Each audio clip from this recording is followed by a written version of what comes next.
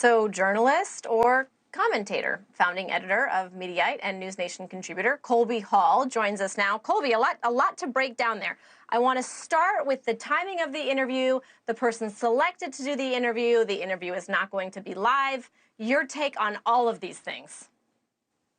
Well, it's fascinating, and if you want to pick who's the safest sort of political media figure for the Biden administration to select, George Stephanopoulos, former operative under the Bill Clinton administration, is sort of an obvious choice. Now, I think George Stephanopoulos has mostly acquitted himself and been a fair arbiter, and he's been very vocal in his criticism for Trump, which raises certain eyebrows. But the fact that the Joe Biden is going to speak with him in a taped interview, probably will be taped on Thursday, and then we'll see the first teasers on Friday, then the full interview on Sunday.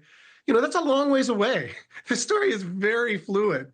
The stuff that's said on that interview on Thursday may not be even relevant by how quickly this story is moving. So, yeah, the media angle to this entire sort of debacle is a fascinating thing to watch sort of unfold in real time.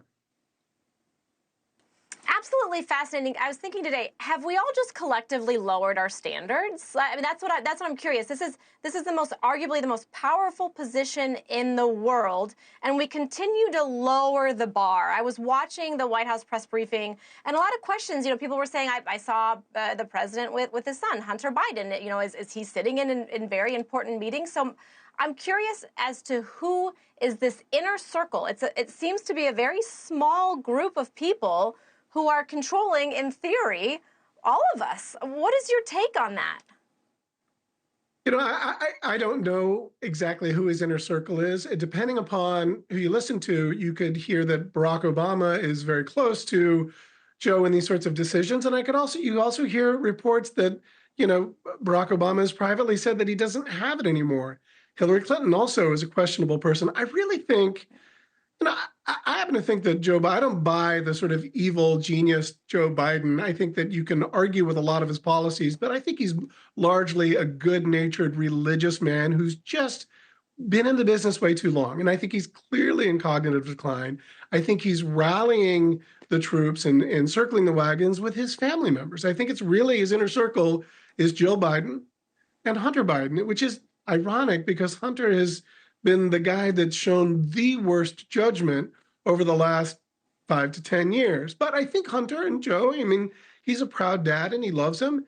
I think mostly this is a pretty sad thing. And right now, the media is not doing Joe Biden any favors by basically saying the emperor's got no clothes, calling what they see, what everyone can see, that he can't keep a train of thought, and he's in clear cognitive decline.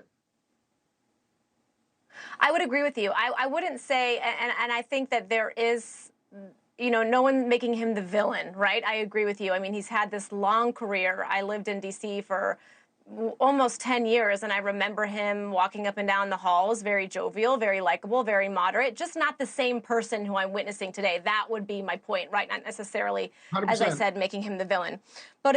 But if you look at the former president and the current president on the campaign trail, we ran some numbers here. So number of interviews that they've done since May, it looks like the former president Donald Trump has done about double. If you look at speeches, President Biden has made a few more, but I think we're not distinguishing what is necessarily a teleprompter and what's not. You look at the rallies. Former President Trump, we can anticipate 3 times the rallies. And then if you look at fundraisers, they're sort of neck and neck. But you know, you have to pull ahead of your opponent, right? If you are vying for the office, you want to be way ahead in all of these categories. It's arguably July. He's got to get going. Right. And I will say his critics and conservative media have been calling this out for some time, and I think they feel validated. You know, I sort of give a little bit of grace to the White House communications team because their job is spin. Their job is to highly produce the president, and that's not just the Biden administration. That's every administration. However, this narrative that he's been hiding from the press is clear as day. And if you're going to have a really sort of disastrous debate outing and you want to show that he's still got his wits about him, the first thing you do is you put him out in front of a bunch of reporters and have him push back, fact check, and show that he's still got it. The fact that they've not done that, to me, I think is the most damning, you can see that he's only done 34 solo press conferences. Thanks for watching. Go to joinnn.com to find NewsNation on your television provider. And don't forget to click the red subscribe button below to get more of NewsNation's fact-driven, unbiased coverage.